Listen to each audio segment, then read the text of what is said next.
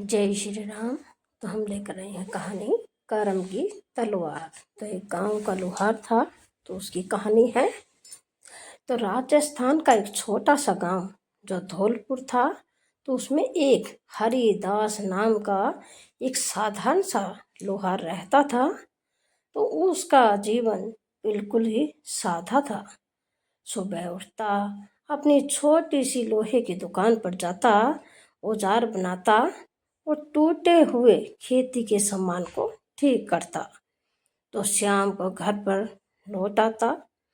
तो हरिदास की सिर्फ एक ही पूंजी थी, वह थी उसका श्रम और ईमानदारी। तो गांव वाले कहते कि हरिदास के हाथ में कोई जादू है, जो तलवार को बनाता है जो कभी जंग नहीं खाती, और जो हल बनाता है उसे खेत सोना उगलते हैं। लेकिन हरिदास कभी भी घमंड नहीं करता। तो उसका कहना था कि करम ही उसकी तलवार है, बाकी सब लोहे की चीज हैं। तो एक राजा की परीक्षा कहानी है। तो एक दिन गांव में घोषणा हुई कि महाराज वीर सिंह अपने राज्य के लिए एक विशेष तलवार बनाना चाहते हैं। जो भी कारीगर सबसे बेहतरीन तलवार बनाएगा, उससे दरबार में राज कारीगर का दर्जा मिलेगा। तो गांव के सभी लोहार अपनी किस्मत आजमाने राजधानी गए। तो हरिदास भी गया, लेकिन चुपचाप। 10 दिनों की मेहनत के बाद सभी कारीगरों ने अपनी तलवारें पेश की, लेकिन कुछ सोने की म्यानों में थी, तो कुछ पर बारीक नक्काशी यानी कि कारीगरी की हुई थी, तो कुछ में बेशकीमती पत्थर जड़े हुए थे। तो हरिदास की तलवार सबसे साधारण दिखने वाली थी, न म्यान, न पत्थर, न सजावट, बस एक चमचमाती हुई तलवार। तो राजा ने तलवारें जांचने का आदेश दिया। तलवारों को आग में तपाया गया, पानी में डुबोया गया और एक एक कर पत्थर पर चलाया गया। लेकिन हरिदास की तलवार आग में भी न झुकी, पानी में भी न जंग लगी, और पत्थर पर चली तो 2 टुकड़े कर दिए। तो उसे देखकर राजा चकित हुआ, यह तलवार किसने बनाई? तो हरिदास ने हाथ जोड़कर कहा कि महाराज, यह आपकी सेवा में मेरी मेहनत है। तो राजा ने पूछा, इतनी साधारण तलवार में इतनी शक्ति कैसे हो सकती है?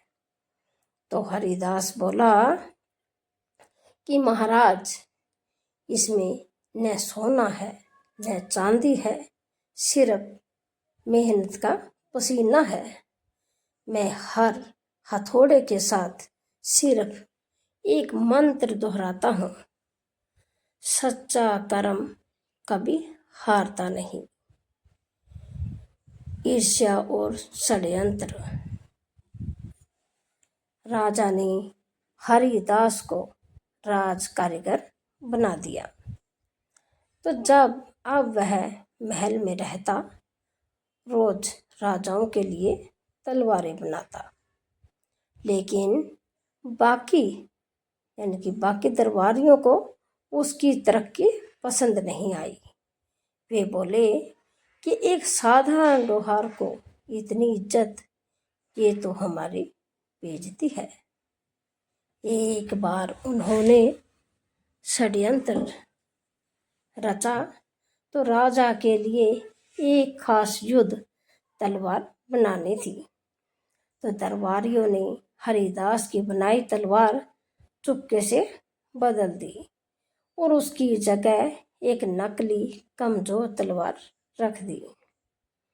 जब राजा युद्ध में गया तो तलवार पहली ही बार में टूट गई, तो राजा को पीछे हटना पड़ा और हार हुई। तो राजा क्रोधित हुआ, हरिदास तुमने धोखा दिया है। तो हरिदास ने सब कुछ सुना लेकिन शांत रहा। महाराज, मैं अपनी कसम खाता हूँ कि मेरी बनाई तलवार कभी धोखा नहीं दे सकती। लेकिन राजा ने उसे दोषी ठहराया और काल कोठरी में डाल दिया। न्याय की लो जब जलती है तो सही ही जलती है। कोठरी में डाल दिया तो कुछ ही दिनों बाद राजा की बेटी राजकुमारी अनुराधा, जो हरिदास के बनाए शस्त्रों की प्रशंसक थी, ने सच्चाई जानने की ठानी। तो वह रात को भेष बदलकर अस्तबल में गई, जहाँ बची हुई तलवारें रखी थी।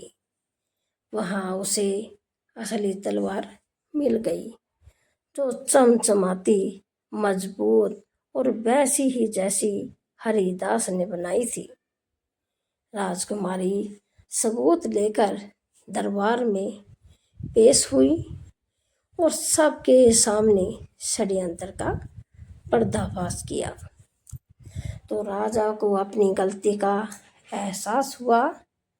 उसने हरिदास से माफ़ी मांगी और सम्मान सहित वापस बुला लिया।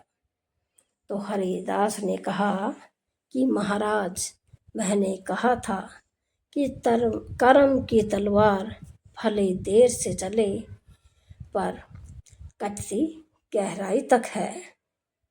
तो अंतिम बार राजा ने न केवल हरिदास को दरबार का प्रधान कारीगर बनाया, बल्कि उसके नाम पर एक नई शस्त्रशाला बनवाई, यानी कि कर्मशाला। हरिदास ने वहाँ ऐसे कई शिल्पकारों को सिखाया जो गरीब थे लेकिन मेहनती थे। उसके बनाए शस्त्र ने केवल युद्ध में काम आए, बल्कि उनमें कर्म, सच्चाई और परिश्रम की कहानी भी छुपी थी। तो कई सालों बाद जब हरिदास बूढ़ा हुआ तो उसने अपनी हथौड़ी एक नए कारीगर को देते हुए कहा, लो बेटा, यह लोहे की नहीं कर्म की तलवार है।